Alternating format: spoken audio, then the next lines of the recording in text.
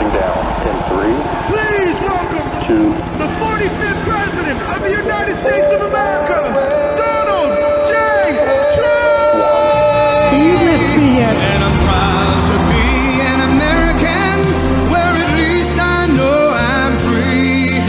And I won't forget the men who died, who gave that right to me. And I gladly stand up next to you and defend her still today.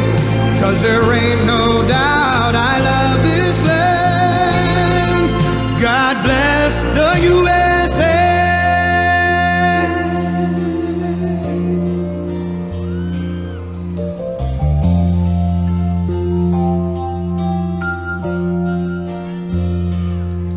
From the lakes of Minnesota to the hills of Tennessee, across the plains of Texas, from sea to shining sea, from Detroit down to Houston and New York to LA.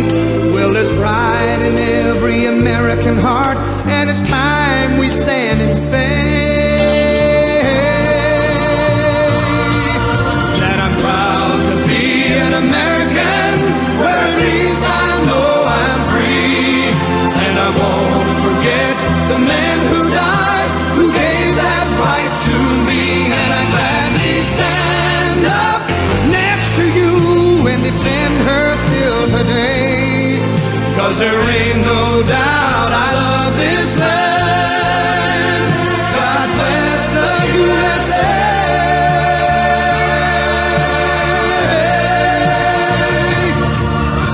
And I'm proud to be an American, where at least I know I'm free. And I won't forget the men who died, who gave that right to me. And I gladly stand up next to you and defend her still today. 'Cause there ain't no doubt I love this land. God bless the USA.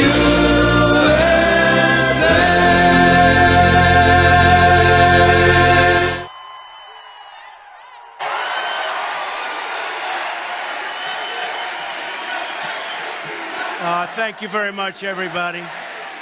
Thank you very much. This is a nice crowd.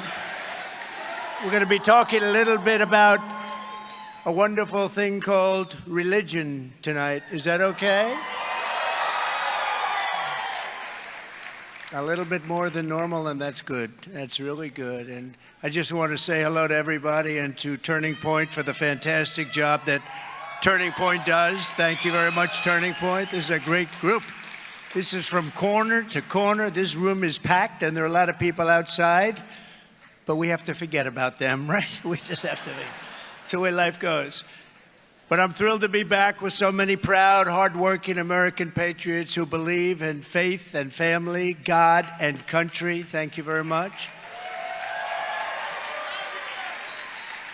And we want to thank each and every one of the believers in this room for your prayers and your incredible support. I really did appreciate it. Something was working, that we know. Something was working, so I thank you very much. And I stand before you tonight thanks to the power of prayer and the grace of Almighty God.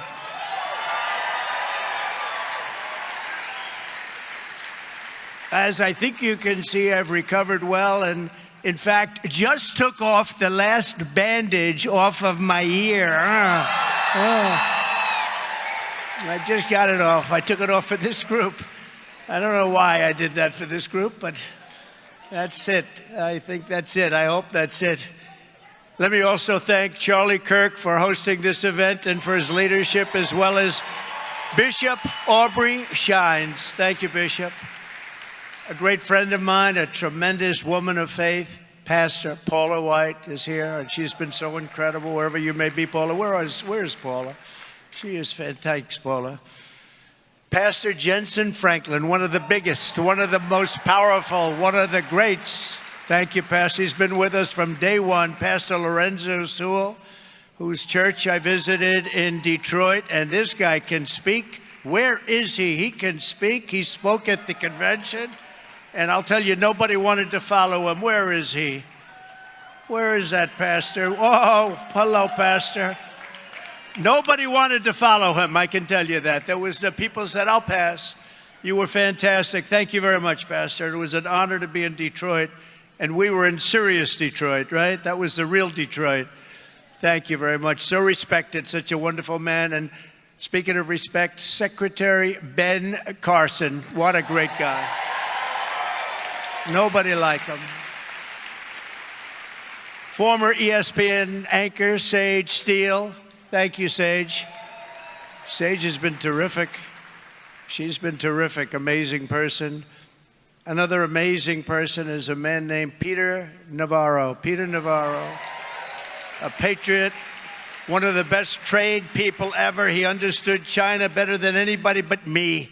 I understood him better. No, we both understood. Where is Peter? What a great guy. Peter, where are you, Peter? There he is. Peter, thank you very much. What a great guy. He got it. He got it. He was something special, and he's going to come back with us, I think. Peter, you coming back with us wherever? Yeah, there you are. Thank you, Peter.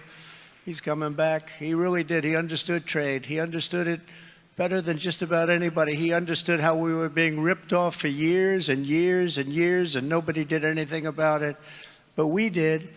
And today we're delighted to announce the launch of our new coalition, Believers for Trump. Believers, you're believers for Trump. As you know, 5 days ago, we officially defeated the worst president in the history of the United States, crooked Joe Biden. You know, I thought a lot about it. We defeated him. He was badly beaten. And, you know, everybody was going to him said, you can't beat him. You're not going to beat this guy. You can't beat him. Get out. Get out. We want you out. There was nothing nice about what they were doing. And they were saying, we want you out of the race. You're going to lose. We want to put somebody else in. How about that? It's like a prize fighter. He's losing badly, ready to be knocked out. And they say, well, wait, let's stop the fight. Let's put somebody else in. It doesn't work that way, and it's not supposed to work that way. And this really was a coup by the Democrats. This was a coup, nothing else. He got 14 million votes. I hate to stick up for Biden, but, you know, he didn't want to do what he did. He said, I'll never go out. I'll never, ever go out. 2 days later, I'm proud to go out. Because the fascists went after him. They threatened him with the 25th Amendment. They said, we can do it the nice way or we can do it the hard way, Joe. That's what happened. I know as many people on that side as I know on our side, so to speak. But that's what happened. They said, we can do it the hard way. We can do it the easy way. 25th Amendment if you don't go. And he said, oh, I'll go. And now they're trying to make him into a brave hero. He's so brave. Last night or the other night, he made a speech behind the beautiful Resolute desk in the Oval Office. And look, I'm not looking to knock. I want to give people credit or not credit. It was horrible. And then you turn on to like CNN and MSDNC, the worst. They're just horrible. And they're saying one of the finest speeches we've ever seen. I mean, Churchillian, somebody said. Churchill, Winston Churchill. No, Winston had it on him a little bit. It was so bad, and they pretended it was good. And they're doing the same thing with her. She was a bum 3 weeks ago. She was a bum. A failed vice president in a failed administration with millions of people crossing, and she was the border czar. Now they're trying to say she never was the border czar. She had nothing to do with the border. She was the border czar. They're trying to take it. They're deleting it all over the place. They want to take it because we have the worst border in history. And 3.5 years ago, we had the best border that we've ever had. In fact, my chart that I looked over to the right, that chart, you know, the famous chart that showed we had the best numbers in history, at least recorded history on the border, that chart probably saved my life. Can you believe it? Because I looked over. If I didn't look over, I got a problem. Wasn't too good anyway. Did you see the FBI today apologize? I said, well, it might have been a bullet, but it might have been glass. Oh, really? Where did the glass come from? Or it might have been shrapnel. Where did the shrapnel come from? No, they then said it was a bullet. They just try and do it. It just never ends with these people. They raid Mar-a-Lago. They do things so bad, so bad. Our country is so sick. But they apologize. We accept their apology. So now we have a new candidate to defeat the most incompetent, unpopular, and far-left vice president in American history. That's what she is, the most incompetent, but certainly the most far-left. Together, 4 months from now, we're going to defeat Kamala Harris, who a short time ago strongly fought to defund the police and the radical left Democrat Party. We're going to take back that very beautiful White House, and we're going to make America great again, guaranteed, and it's going to go fast. With your vote, I will defend religious liberty in all of its forms. I will protect Christians in our schools, in our military, in our government, in our workplaces, in our hospitals, and in our public square. And I will also protect other religions. We want that, right? Other religions. And we will bring our country back together, one nation under God.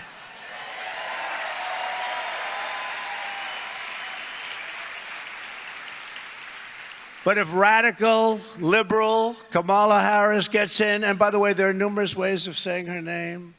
They were explaining to me, you can say Kamala, you can say Kamala. I said, don't worry about it. It doesn't matter what I say. I couldn't care less. If I mispronounce it or not, I couldn't care less. Some people think I mispronounce it on purpose, but actually I've heard it said about 7 different ways. There are a lot of ways.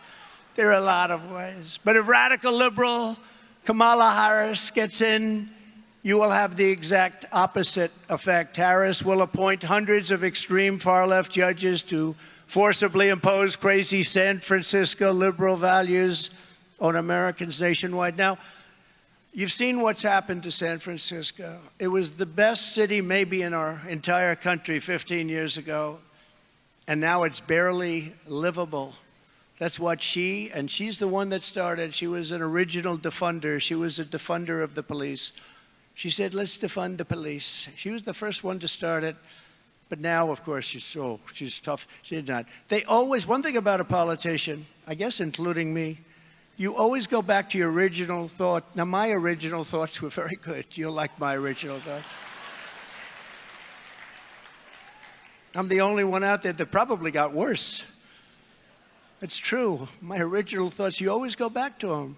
And she went back to them, and she will go back. If she ever got in, she will go back to all of those horrible original thoughts that she had. She'll appoint hardcore Marxists to the Supreme Court to shred our Constitution and all of our religious liberty. She will do that absolutely. She will try as hard as she can to add as many justices as possible to the U.S. Supreme Court. We don't want that to happen, do we? We like our 9 justices the way they are. We don't want to have 17. I've heard numbers 21. 21 sounds like a great number. What about 23? They want to have an odd number. That's the only thing we agree on. In other words, she wants to pack the court, which is their #1 agenda.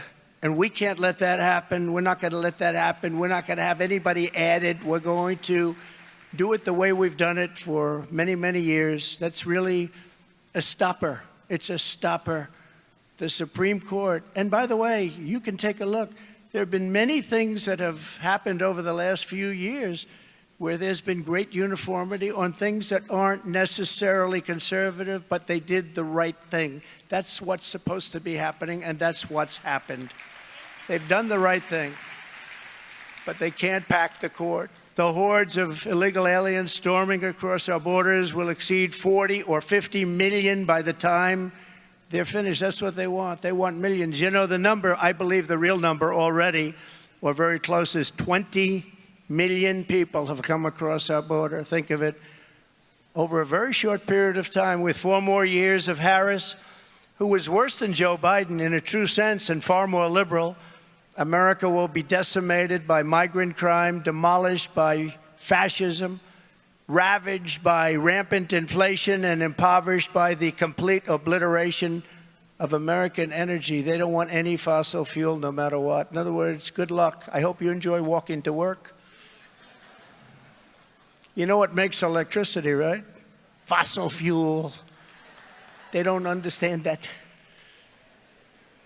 You know, it comes from someplace, right? It comes from fossil fuel.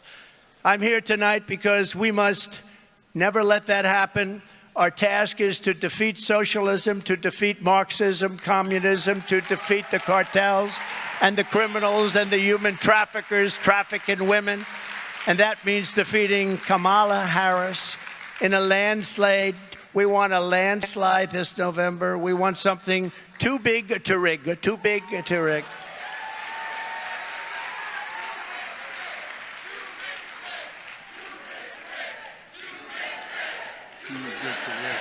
Too big to rig. Too big to rig. We cannot let this, I have to say, once great country, but will soon be a great country again. But right now, we don't feel like this is a great country. We're a laughingstock all over the world, but we can't let our country fail. As everyone here understands, the radical left ideology Kamala supports is really militantly hostile toward Americans of faith. And you saw that during the pandemic where people couldn't get together. Even when they wanted to get together with big spaces outside, they were ravaged. As a senator, she viciously attacked highly qualified judicial nominees simply because they were members of the Knights of Columbus, suggesting that their Catholic faith disqualified them from serving on the federal bench. And I'll tell you something, I don't know, we have a lot of Catholics in here, probably not too many. How many Catholics do we have? Whoa, it's a lot. I don't know how a Catholic can vote for the Democrats because they're after the Catholics. Almost as much as they're after me. I would say I top you, I'm proud to admit. But they're really after the Catholics. And, you know, I met today with Bibi Netanyahu, and I will tell you,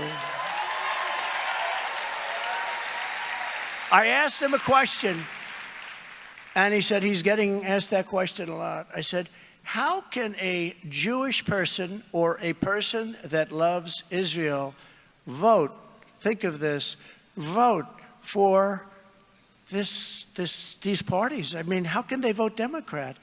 How can they vote for these horrible people that want to destroy? But I asked him, how do they vote for Democrats? Everything is negative. Everything, they want to stay in the way. They don't want to have victory. They want to stop you from having victory. They want to put you in jail. They want to persecute you. How does a Jewish person vote for a Democrat? And traditionally, they have. No, traditionally, they have. And we came to the conclusion it's mostly habit. Because they have for 50 years. I mean, they have. That's what they've done. But how does a Jewish person vote for a Democrat? How does a Catholic person vote for a Democrat? With what they're doing to Catholics, I just don't get it. Somebody doesn't like Catholics in that administration, and I don't even know who it is. I don't think it's Biden because I don't think he has any idea what the hell he's doing. I don't think he has any ideas on any subject. Kamala Harris supports California's outrageous new law trampling on parental rights and allowing minors to change their gender without parental notification or consent. Can you imagine? She's in favor of that, by the way. Or she was. She's probably losing. You know, they're losing as much as they can. But remember, a politician always goes back to where they started. Harris wants to forcibly compel doctors and nurses against their will to give chemical castration drugs to young children. You know that, right? She totally supports that. And she supports the Biden-Harris Title IX policy of forcing every public school in America to let men into women's and girls' locker rooms. Can you imagine? It's like, what are we doing? What? You know, the whole world is laughing at us. You do know that, right? We've gone wacko. As president, I will protect the safety and well-being of America's children. I will defend the values of the American family. And above all, I will restore common sense to Washington, D.C., because Republicans, and I said this for the last year, and I think it's so true, we're conservative and all of that stuff. But you know what? We're the party of common sense. Common sense. We want borders. We want security. We want safety. We want good education. We'd like low interest rates. We'd like to be able to buy a house. We want safety, though. We want safety. We want strength. We want wisdom. We don't want to have an electric car where everybody has an electric car that doesn't go far, is made in China, costs too much. And by the way, and I want to thank Elon Musk for endorsing me, by the way, I have to tell you.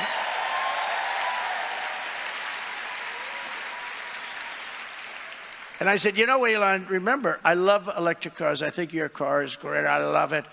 But it's not for everybody. And, you know, he never said to me, look, I'm going to endorse you, but, you know, you have to show. Because I think the electric car and I think the Tesla, I think it's incredible what they've done. But there are other reasons, like sometimes you want to drive long distances. You don't want to stop. You know, in the Midwest, someplace in the Midwest, they put up 8 charging stations. You know that, right? They spent $9 billion. Now, you know what a charging station is? It's like a gas pump. It's the equivalent of a gas pump for electricity, right? It's a little thing. They spend $9 billion. That would mean that if they did it throughout the country, all the locations designated, it would cost $5 trillion, so our country would have to file for bankruptcy. They would have to file bankruptcy protection to build charge. The whole thing is crazy. They want everything to be all electric. But Elon's great. He endorsed me. He said, look, you know, you got to say what you say. And I love the car. I think it's great. And some people love them and some people want them. But I think if you're going to go long distances, it's a little bit, you're challenged. You're challenged. In my first term, I defended, and like nobody, Christians against hate and bigotry. Nobody did what I did, and Marxist aggression. No president has ever done what I've done for Christians before. I restored religious liberty for doctors, nurses, teachers, and faith groups like the beautiful Little Sisters of the Poor. We defended them very strongly. I stopped the IRS from using the Johnson Amendment. That's after Lyndon Johnson, who had a problem with a certain pastor in Houston. Didn't like him, so he passed an amendment. It was a disaster. To interfere with pastors' freedom of speech, he wouldn't let pastors even discuss anything having to do with politics. And if they did do that, they'd take away their tax-exempt status. So pastors were afraid because they need the tax-exempt status in order to do what they have to do. And we want to listen to our pastors. We don't want them to be silenced because these pastors are incredible people. That's right. I listen to you. Sometimes I don't listen well enough, though, I will say. You know, Franklin Graham, you probably heard me say this. I said it a couple of times. But he's a great guy and always been a supporter of mine. He was never a supporter of people politically. Probably he can't be. But he was always a supporter, and openly. But he wrote me a letter a few weeks ago. He said, President Trump, I love listening to your stories. You're a great storyteller. That was very nice. He said, but please, if it's possible, it'll be even better. Don't use foul language. He told me, please, do away with foul language. If you don't use foul language, it will be even better. And I thought about it, and I tried it for a couple of nights, actually. Actually, it didn't work out so well. It was, you know, when I get to the punchline, I'm ready to use that one word, just one, Franklin, one word. And then I use a politically correct word, and the whole thing just falls flat. But I try. I'm trying, Franklin, I'm telling you. No, he's a good man. He's a good man. I issued guidance making clear that the right to freedom of worship does not end at the door of a public school. We know that. I was the first and only president to convene a meeting at the United Nations to end religious persecution worldwide. That's the first president to do it. They didn't want to get into it. All of these very religious presidents that you've had, you know, religious in quotes, they said, no, we'll pass on that. But I went and I did it, and I was proud to do it. For 4 years, I stood proudly with our friend and ally, the State of Israel.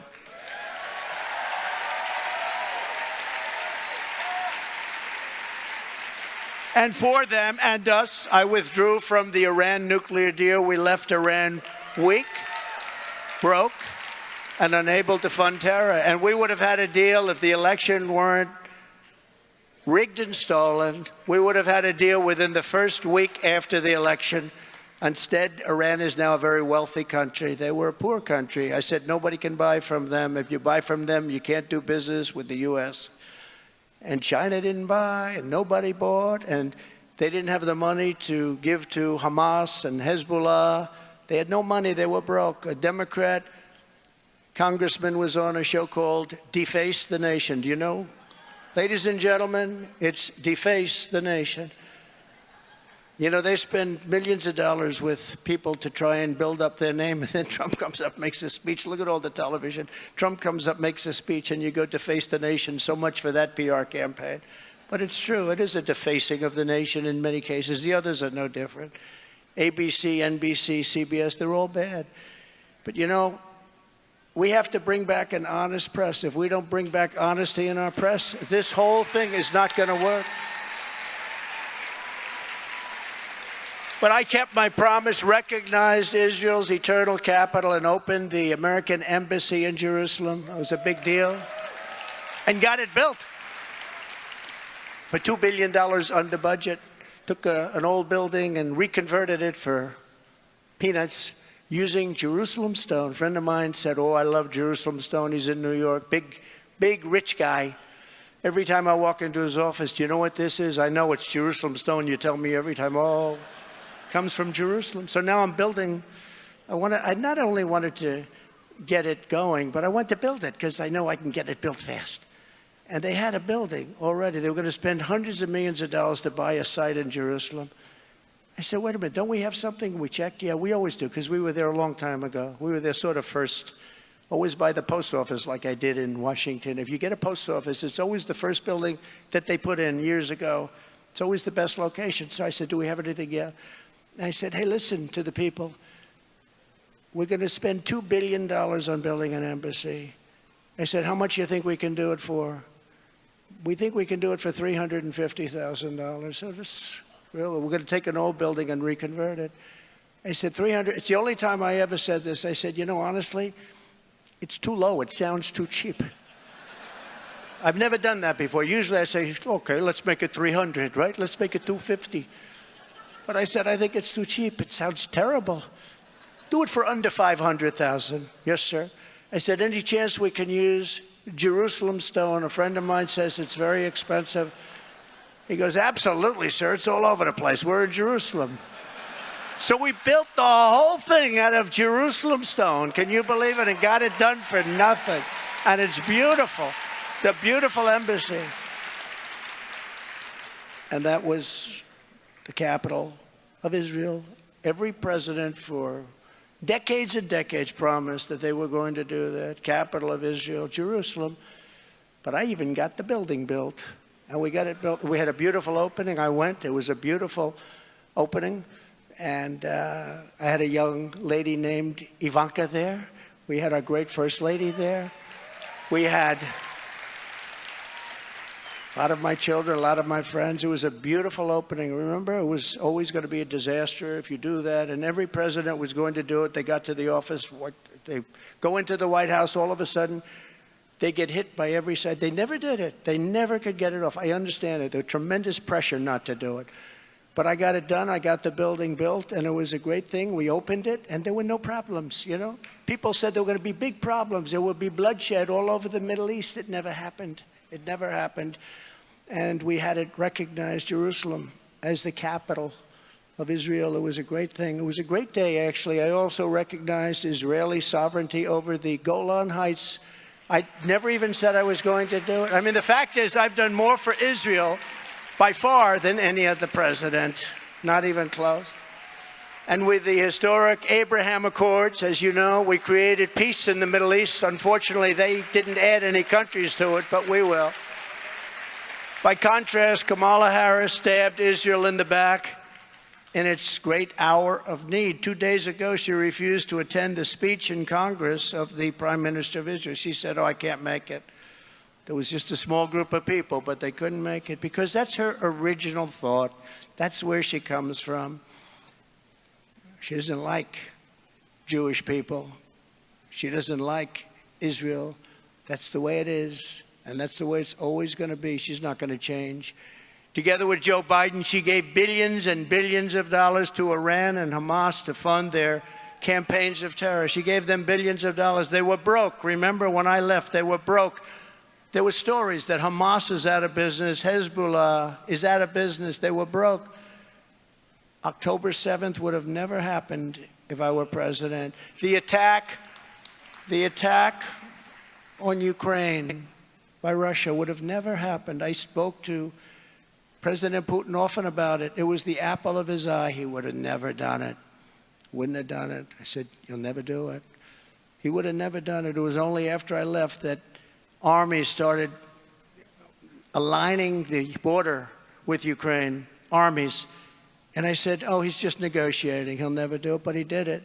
He did it because we had a weak president. He did it also because our move out of Afghanistan was so incompetently done.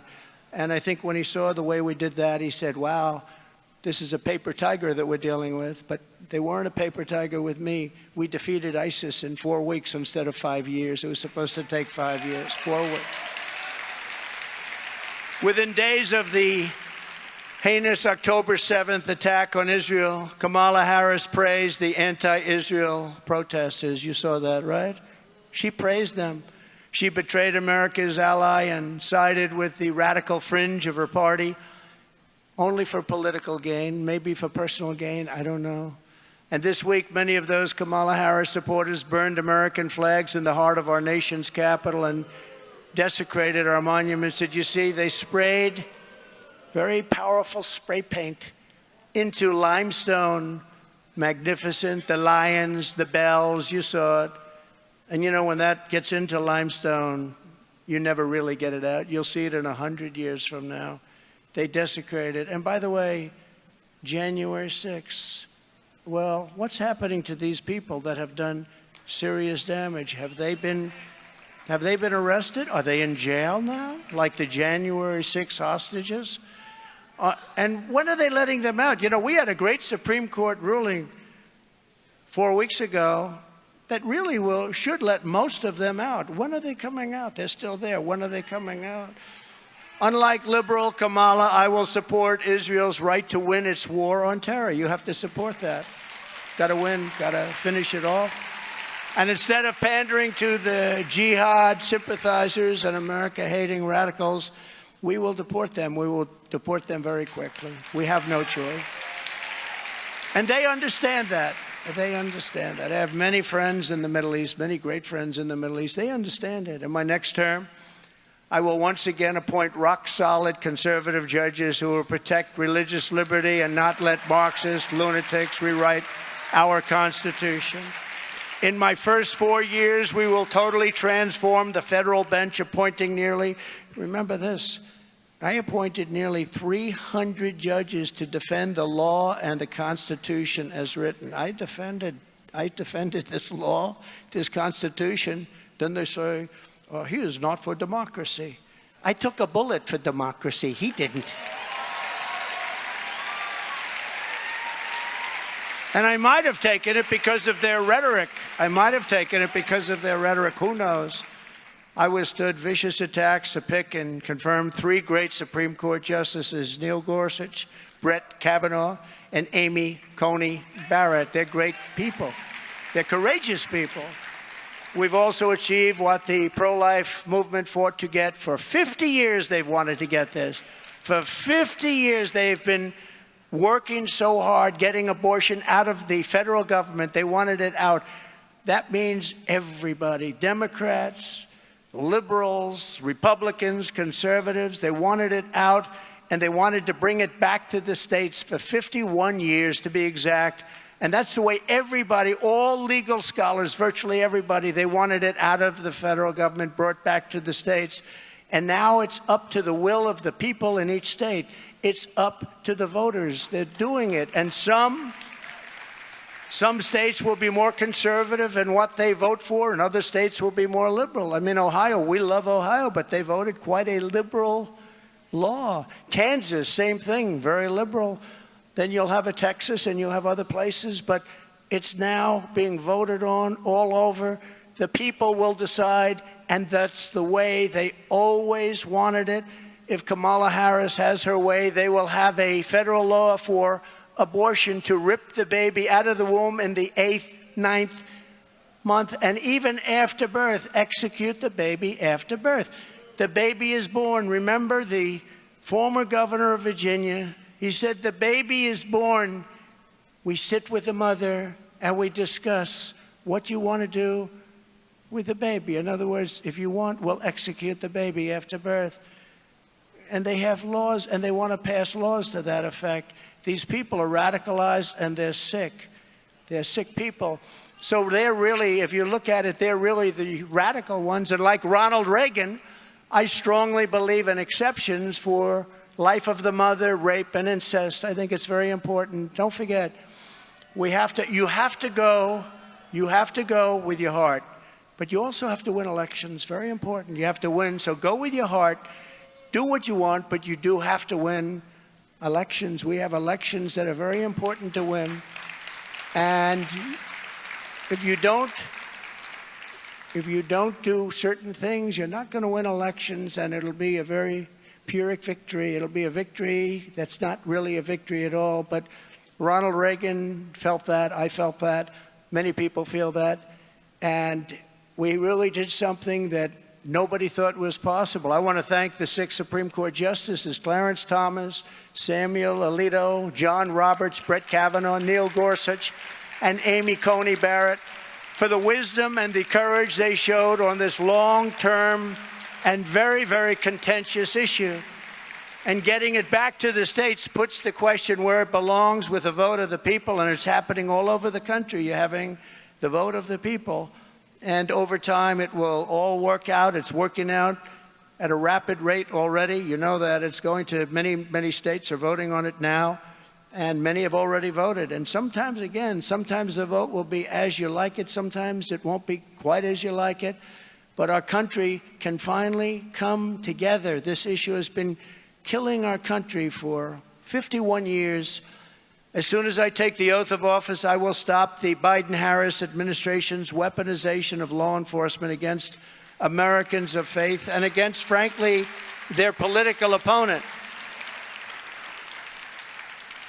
No longer will their DOJ and FBI be allowed to target, persecute, or round up Christians or pro-life activists and throw them in jail for living out their religious beliefs. And that's what they've been doing. They've been doing that at levels that this country has never seen before. Americans of faith are not a threat to our country. Americans of faith are the soul of our country. All of you. You're the soul of our country. You built this country. You built this country. You really did. You built this country. From the moment I win the election, I will rapidly review the cases of every political prisoner who has been unjustly victimized by the Biden-Harris regime, so we can get them out of prison and back to their families where they belong. There's many of them out there. And that includes Paula Harlow, the 75-year-old woman in poor health who the Biden-Harris administration sent to prison for peacefully protesting outside of a clinic. You know that. You heard about that. This wonderful woman, and 75 years old. She's going to jail, and she's in jail. She's going to jail. She's going to be there for quite a while because she was singing religious tunes outside of a clinic. I will create a new federal task force on fighting anti-Christian bias. And its mission will be to investigate all forms of illegal discrimination, harassment, and persecution against Christians in America. The weaponization of law enforcement is the greatest threat to freedom in our country, and nobody knows it better than me. I think I know it better than anybody. The reason Biden, Harris, and their thugs are so desperate to stop us is that they know that we are the only ones who can stop them. We are the only ones that can stop them. This is a movement, Make America Great Again, MAGA, the likes of which our country has never seen before. And by the way, Christians have to vote. You know, I don't want to scold you, but you know that Christians do not vote proportionately. They don't vote like they should. They're not big voters. You know who else aren't voters? The NRA endorsed me very powerfully, strongest endorsement they can give, National Rifle Association. People that own guns and rifles are not big voters. They have to vote. If you don't vote, we're not going to win the election. If you do vote, we're going to win in a landslide, too big to rig. We're going to win in a landslide. But Christians, you know, you'll go to church every Sunday, and Pastor Paula White and all of the people, I understand, they're doing lockboxes in churches where people don't even have to go to vote. They can now vote in church. And if you do that, we're going to win by numbers that nobody's ever seen before. You know, you have tremendous power, but you just don't know that. But you have to use that power. Christians are a group that's known not to vote very much. You have to go out, at least this election. Just give us in, get us into that beautiful White House. Vote for your congressmen and women. Vote for your senators. We will change this country for the better. This country will be great again like never before. You got to vote. And I've said it before, and I'll say it again, November 5th, which is a period, really, because you're allowed to vote early. They have early voting, late voting. Everything is so ridiculous. We should have one-day voting, paper ballots, voter ID, and certification of citizenship, and that's what we're striving for.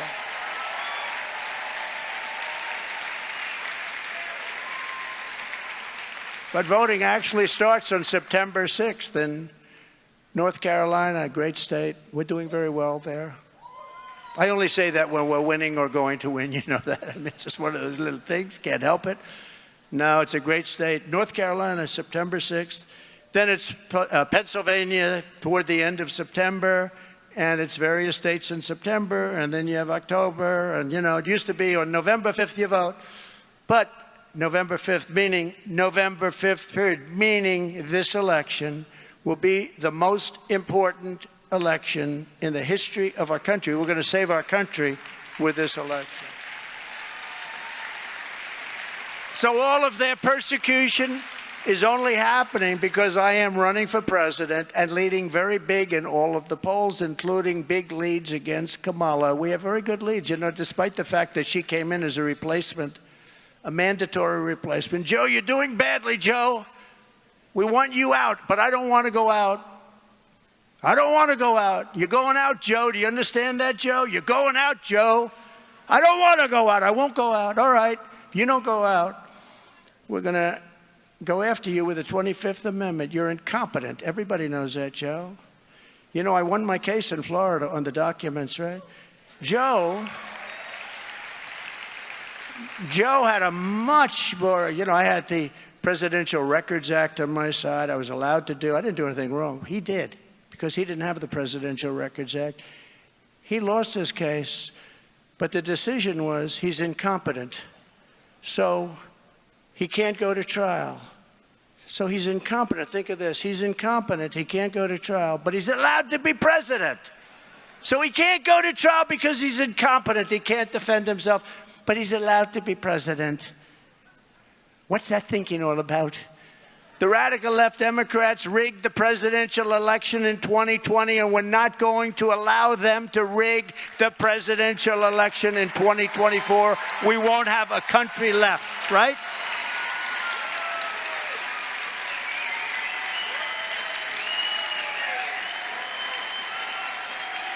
Thank you.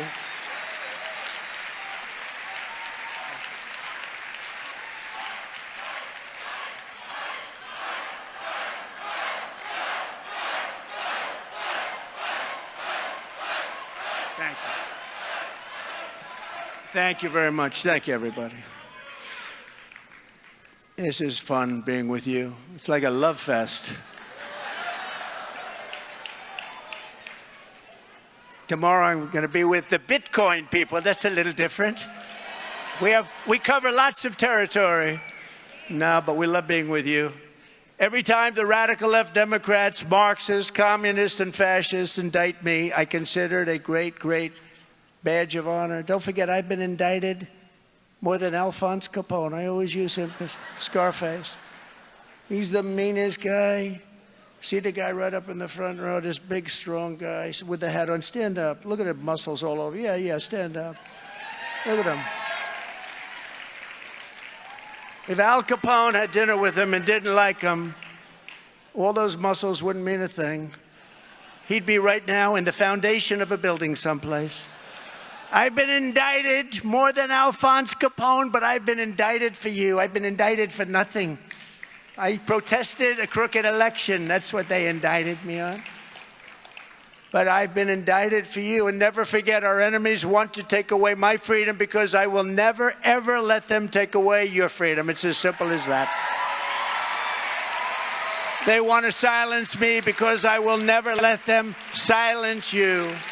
And in the end, they're not after me, they're after you. I just happen to be standing in their way, right? And that has never been clearer than it is today. If Kamala Harris gets in, she will be the most extreme, radical, liberal president in American history. Probably, I could say, politician. As a senator, think of this one. As a senator, Harris was ranked #1 most far-left Democrat in the entire Senate. And that includes Bernie Sanders. Do you believe that? She is more liberal than Bernie Sanders. I didn't think you could get more liberal. She is substantially more liberal. Remember, defund the police. I want to defund the police. Now all of a sudden she says, oh, I'm tough on crime. Nope. You always go back to where you came from. She makes Bernie Sanders actually look like a moderate. You don't want that. You can't have that. Look, we can't. We're not going to survive. I'll tell you what. If she does win this election because of whether it's cheating or any other way, it's impossible to believe somebody can say, let people come into our country. And I mean, these people that are coming in are rough. The only thing good about, they're so dangerous and so bad, they make our criminals look like very nice people. That's the only thing good about them. She supports free government health care for illegal aliens, abolishing ICE, decriminalizing illegal immigration. Do you believe it? Mass amnesty for illegals, banning fracking. No more oil drilling. We don't want any more oil. We want everything to be run by wind. We'll put a windmill on the top of our car. She wants to outlaw private health insurance. A lot of people have private health insurance. They want to keep it that way. It's phenomenal. She wants to defund the police, forcibly ripping guns out of the hands of law-abiding citizens. As vice president, she even cast the tie-breaking vote to cut Medicare by $237 billion, your Medicare. And remember, Social Security is going to be wiped out because she's going to put the illegals coming into our country into that system. It's going to wipe out that system. You're not going to have Social Security. You're not going to have Medicare. You're going to officially, we're close anyway, you're officially going to third world status. The Harris agenda is an agenda for national destruction. The Trump agenda is an agenda for national renewal and greatness. We're going to make America great again.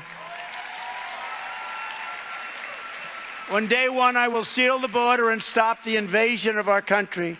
Since Kamala was appointed border czar, and that's what she is. She wants to take the name away. Oh, I don't want that name anymore. She loved it when she had it, but she never went there. She never did a thing. I was with Tom Homan and some of the great people, Brandon Judd the other day, and they were saying, first of all, they said, Trump is the greatest president in the history of the country. I should say that. And he was the greatest on illegal immigration, and that's true, definitely. But since Kamala was appointed border czar in March of 2021, millions and millions of illegal aliens have stormed across our borders. You know that. And they're coming not just from South America. That's the least of it.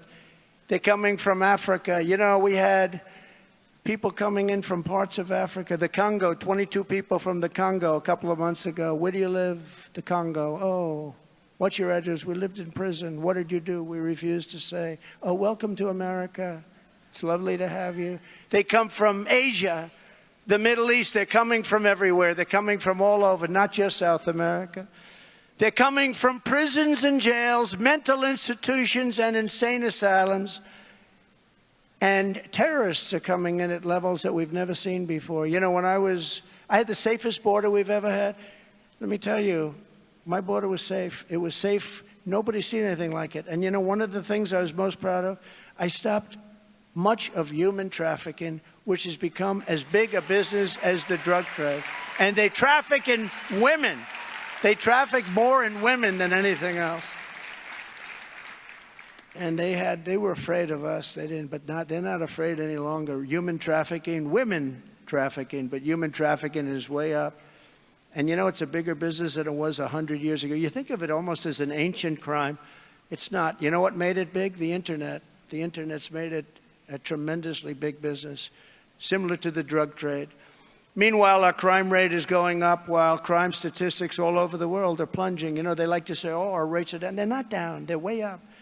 And we have a new form of crime. It's called migrant crime. We've become a dumping ground for the entire world. In Venezuela, crime is down 72%. I'm going to tell Charlie Kirk, I'm going to say, Charlie, next year, I want to have your wonderful summit in Venezuela. And he'll say, why? I said, because there's no crime in Venezuela. They put all their criminals into the United States. So I want to go to Venezuela where it's safe. Can you believe it? You know that Caracas, Venezuela, was one of the most crime-ridden cities in the world. Now it's safe because they've taken those criminals, they've taken those drug dealers, they've taken their prisoners, and they've moved them into the United States, large numbers, and the rest are coming. But they're not coming with me. We're going to get them the hell out of here, all of them. They're sending all of their criminals to us, all of these countries, all over the world. They're sending them to us. So you see numbers which are plunging all over the world because they don't have. Wait till you see, and don't forget, these people have just, you know, there's something about, you got to get used to it. They just got put here. They're getting used to our country. They're getting used to, we have the greatest law enforcement in the world, but we don't allow them to do their job. We're going to allow them to do their job. Otherwise, you're not going to have a country left. You're not going to teach a criminal not to be a criminal. Border Czar Harris will let murderers, child predators, and bloodthirsty rapists and drug dealers charge across our borders by the tens of thousands a day.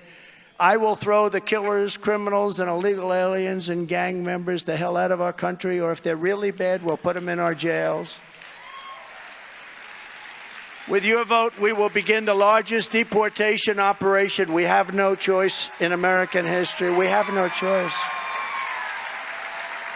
Starting on day one, we will end the Biden-Harris inflation nightmare and make America affordable again. So we've had the worst inflation, I think, in our country's history. They say, sir, it's only 58 years. I say, I believe it's the worst we've ever had. The numbers are much higher than they're showing. What they're showing is through the roof. But the numbers are even worse than that. To bring down the prices of all goods, we will stop their war on American energy, and we will drill, baby, drill, right? Drill, baby, drill. You'll be drilling right in front. You'll be a driller. I will terminate the Green New Scam, and I will end the Biden-Harris electric vehicle mandate. We want you to buy electric cars, Elon, but not everybody. We will pass massive tax cuts for workers, and that includes no tax on tips. Is that okay? Do we have any waitresses? Do we have any drivers, any caddies? Oh, there's one. Look at her. She's happy. No, it's something we can do. Let them keep their money. You came all the way from where? Las Vegas, right? No tax on tips. Remember, that's a big deal. That's a big deal. You know where I got this? Not from a big consultant that charges you $2 million to write up a report that doesn't mean anything. I got it from a waitress having dinner. I said, how are you? At Trump in Las Vegas, beautiful Trump Tower in Las Vegas. I said, hotel. I'm in the restaurant. I said, how's everything going? To a great waitress. She said, not good. They're just killing me on taxes. I said, taxes? What do you mean taxes? Don't they hand you cash? No, actually, most of it's done on the check. She said, they're after us all the time. And now they just passed regulations to Biden where they go after. They could go into your homes. They hired 88,000 new IRS people. You saw that? 88,000. By the way, they're allowed to carry guns. You know, nobody can have guns, but they're allowed to carry guns. Can you imagine this? But 88,000, and she was saying how unfair it is, how horrible it is, and it really, you know, it's like harassment. And I said, you know what, there shouldn't be tax on tips. There will be no tax on tips from now on, and we'll get that done very fast. I hope you remember that. You better get out and vote. Before I even arrive at the Oval Office, shortly after we win the presidency, I will have the horrible war between Russia and Ukraine settled. I will get it settled, and I will prevent World War III. Nobody else is going to say that. We are closer today to World War III than we've been since the Second World War. We will restore peace through strength. That's what we had. You know, remember when Hillary Clinton, crooked Hillary, remember Hillary? She used to say, look at him, he will get us into war. Look at his attitude. I said, no, my attitude is going to keep you out of war. That's what happened. We had no new wars. Other than I defeated ISIS, but that was a war that was already started. I defeated 100% of the ISIS caliphate. In my next term, we will build a great Iron Dome missile defense shield over our country, a dome like has never been seen before, and it will be entirely made in the USA. A lot of it will be in Florida. A lot of it will be right here in Florida. Oh, you like that idea? Look at her. Yeah.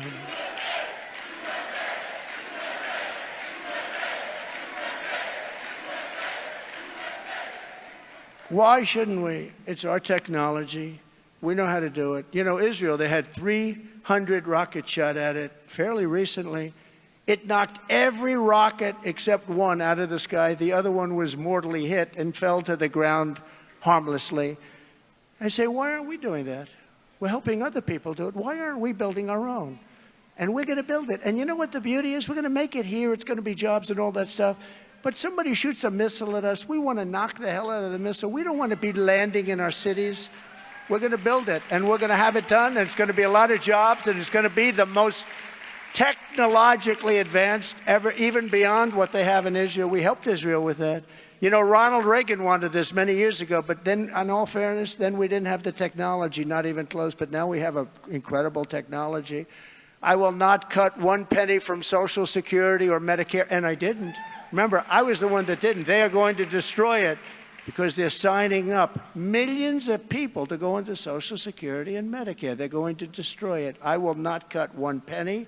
I will not talk about 1 day or 1 year shorter. And I will not raise the retirement age of Social Security by 1 day, not by 1 year. We're not going to raise it at all. You can bank on it. You can bank on it. They're going to raise it. They're going to raise it way up. You'll say, you know, I'm getting ready to retire, but they just raised the Social Security age to 94. Kamala Harris will destroy Medicare and Social Security. She's destroying it. You watch. Flooding it with millions and millions of illegal aliens who she will turn into American citizens so that she can get the votes for the Democrat Party. What they don't understand is with the Hispanic population, I think I'm doing better than they are right now. Won't that be a kick for them? We're doing great with Hispanics. We're doing incredibly with our black population is liking Trump much more than liking them. Wait till you see what those numbers are. Because they like security, they like jobs. You know, all these people that are coming in, they're affecting more than anybody else the black population. Second, they're affecting the Hispanic. They're taking their jobs. All of these millions of people that are flowing in are taking the jobs of black people, of Hispanic people, and of unions. The unions are not happy. They're taking union jobs. We're going to rebuild our cities into beacons of hope, safety, and beauty better than they have ever been before. We'll work with Democrat governors and mayors. Every single city that's in turmoil and danger. You look at Chicago and you look at all of the different cities all over the country. They're all Democrat run, every one of them, the top 25 for crime. What's going on with the crime? We will take over the horribly run capital of our nation in Washington, D.C., clean it up, renovate it, make it beautiful, rebuild our capital city so that it is no longer a nightmare of murder and crime, but rather it will become the most beautiful capital anywhere in the world. Right now, you go down, oh, let's go to Washington and look at the Jefferson Memorial. They want to change the name of that, as you know. Or the Washington Memorial, they want to change that name too. How do you figure we're going to change the name of George? I figured he was the one that was safe. I also figured Abraham Lincoln was safe. Nobody's safe. Nobody's safe. You know, we won 2 world wars out of certain forts, like Fort Bragg and other forts, Fort Lee, many forts. They changed the names of those forts. They changed their names. We left. They changed the names. No longer Fort Bragg. And the people in that area, they're not happy. But we won 2 world wars out of these forts. As an example, Fort Bragg, proud. We won 2 world wars. Let's change the name. On day 1, I will sign a new executive order to cut federal funding for any school pushing critical race theory, transgender insanity, and other inappropriate racial, sexual, or political content onto the lives of our children. Thank you. It's true. Save our kids is right. Save our kids is right. And you're right. Thank you. And I will not give 1 penny to any school that has a vaccine mandate or a mask mandate. Not a penny. And I will keep men out of women's sports, if that's okay. And as I did for 4 years, I will fully uphold our very important but under siege Second Amendment. It will be fully upheld. We will protect innocent life, and we will restore free speech in our country, and I will secure our elections. Our goal will be, as I said, one-day voting with paper ballots, proof of citizenship, and a thing called voter ID.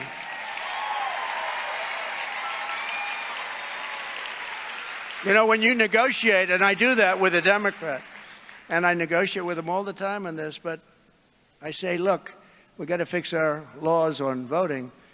We have to start with voter ID. Everybody has to have, no way! The discussion never even goes any further. I say, we have to have voter ID. It's called voter identification. Nope, we're not going to do it. Now, there's only one reason they do that, because they want to cheat. There's only one reason. Anything else, you know, in their national convention, when they had their convention, they have a voter tag on them bigger than their chest, depending on which chest we're talking about. Bigger than their, like this. Has their name, their serial number, it's got the whole deal. Middle name, past addresses, it's got everything.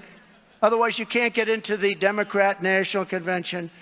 But with voting, one of your most important things you can do, maybe in many ways your most important, they don't want to approve voter ID. That's because they want to cheat. But until then, Republicans must win. We have to win this election, most important election ever.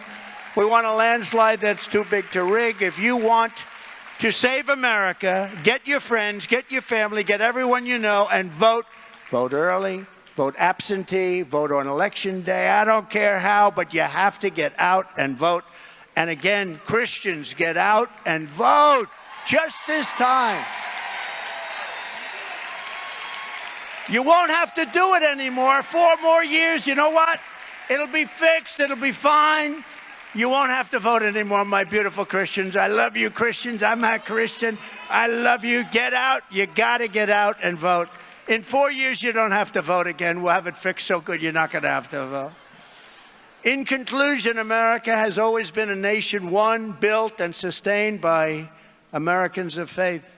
It was faith that led the Pilgrims to cross an ocean and settle this majestic continent. It was belief in our Creator that led the patriots to defend their liberties in the war for independence. It was faith in America's God-given destiny that pushed the pioneers to journey west. And it was trust in God that led generations of American believers to end slavery, defeat fascism and communism, and make this into the greatest and most exceptional nation in the history of the world. But now, we are a nation in decline.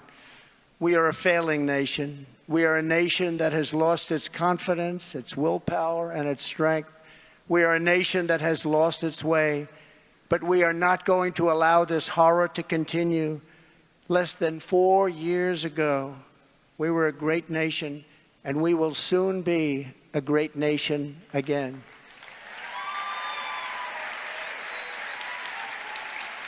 With our leadership, every disaster Joe Biden and Kamala Harris have created can be fixed, and can be fixed quickly, and it will be fixed quickly. Every problem can be solved, and every wrong can be rectified. By this time next year, America's borders will be strong, sealed, and secure. Inflation will be in full retreat. We will have it in full retreat. It will happen quickly.